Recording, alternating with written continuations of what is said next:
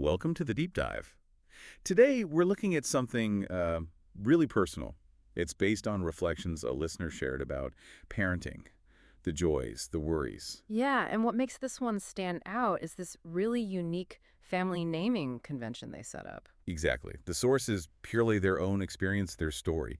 And our mission today is sort of unpacking why they made these choices, Mm. specifically wanting all their kids' first and last names to start with the same letter. Right. And the letter was G because their last name is Groff. They even made a point of saying, Groff. Uh-huh. Not Goff, like the football player. Apparently, the dad had a, very brief high school football thing, but no relation. So G. Gruss. And it seems like they jumped right in with the first child, a son. Yep, Graham Groff, Yeah. so GG, which actually kind of ties in nicely because the grandmother's nickname was Gigi. Oh, that's a sweet coincidence. A nice little nod, even if unplanned. Totally. And the listener mentioned their dad jokingly called him half Graham. Sounds like a happy start. Did that first success kind of lock them into the G plan? It seems like it did.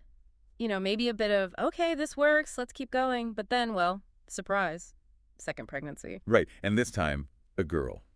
So the G challenge got a bit harder, maybe. Seems that way.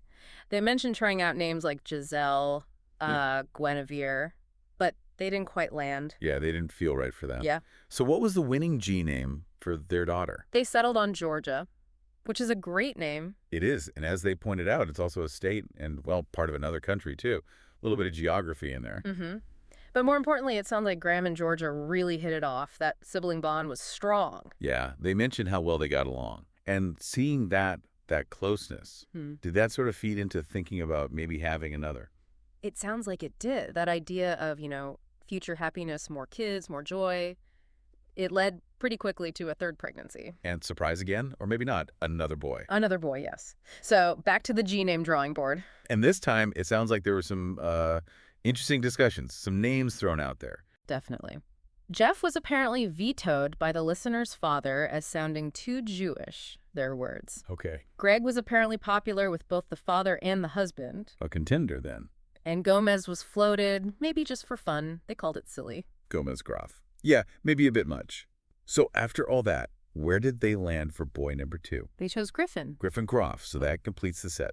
Graham Groff, Georgia Groff, and Griffin Groff. the G team. Hmm. And you have to imagine Grandma Gigi was pretty pleased with that consistency. Absolutely. So looking back at this whole process, this very intentional naming journey, what's the takeaway? What does it say?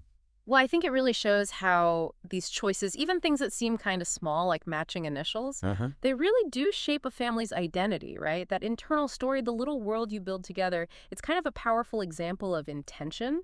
Yeah. It makes you think, doesn't it? How the names we pick, the little traditions we start, might weave connections in ways we don't always realize. Something to mull over. Thanks for sharing this story with us.